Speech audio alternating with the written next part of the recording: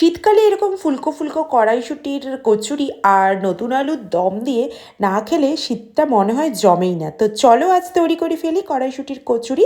তো আমি ভালো করে কড়াইশুঁটিটাকে ছাড়িয়ে নিয়ে ধুয়ে নিয়েছি। এবার আমি মিক্সচারে ব্লেন্ডারে কড়াইশুঁটিগুলোকে দিয়ে আর 2 ইঞ্চির মতো আদা কেটে আর দুটো কাঁচা লঙ্কা দিয়ে ভালো করে পেস্ট করে রেডি করে রেখেছি। এরপর আমি একটা বাসনে নিয়ে নিচ্ছি কিছুটা পরিমাণ আটা। আমি ময়দার মানে কচুরি বানাবো না, আমি বানাবো আটার, কারণ আমরা অনেক মানে বেশিরভাগই ময়দাটাকে অ্যাভয়েড করি।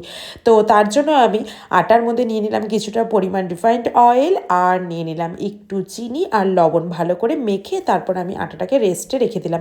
এরপর আমি কড়াইতে সাদা তেলের মধ্যে দিয়ে দিলাম কালো জিরা ফোড়ন আর তারপরে এই কড়াইশুঁটি বাটাটাকে দিয়ে দিলাম। এবার ভালো করে নাড়াচাড়া করে নিলাম। আর হ্যাঁ, আমি না হিং ফোড়ন দিতে ভুলে গেছি। তো পেস্টটাকে একটু সাইড করে মাঝখানে একটু তেল দিয়ে আমি হিংটা ফোড়ন দিয়ে দিলাম। এবার ভালো করে এটাকে নাড়াচাড়া করে নেব। এবার এর উপরে দিয়ে দিলাম কিছুটা পরিমাণ ছাতু।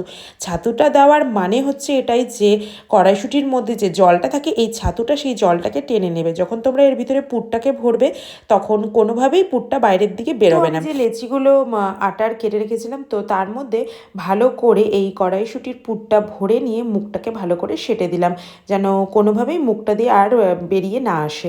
তো তারপর একটু সামান্য তেল দিয়ে এটাকে কচুরির আকারে বেলে নিলাম, মানে লুচিও বলতে পারো। তো তারপরে তেল গরম করাই ছিল। তো প্রথমে আমি 2-3টে ভেজে নিয়েছিলাম। তো তারপরে আমি এটা ভাজছি। তো এটা খুব একটা বেশি ফুললো না, কারণ এক পাশ দিয়ে ফেটে গেছিলো। তো তারপরেরটা দেখো, এটা বেশ ভালোই ফুলেছে। মানে আমার মানে মোটামুটি প্রত্যেকটা কচুরি মোটামুটি ভালোই ফুলেছে। আর কচুরি যদি না ফোলে তাহলে সেটার টেস্ট খুব একটা পাওয়া যায় না। তো আমার ভিডিওটি তোমাদের কেমন লেগেছে অবশ্যই জানিও। আর সঙ্গে আমি বানিয়ে নিয়েছিলাম আলুর দম, দেখো এরকম কড়াইশুঁটি দিয়ে। এটা ঠান্ডার মধ্যে খেতে জাস্ট অসাধারণ লাগে। তো ঠান্ডা তো এখনও আছে, তো তোমরা চাইলে একদিন বানিয়ে ঘরে ট্রাই করতে পারো। তো টাটা, দেখা হচ্ছে নেক্সট ব্লগে।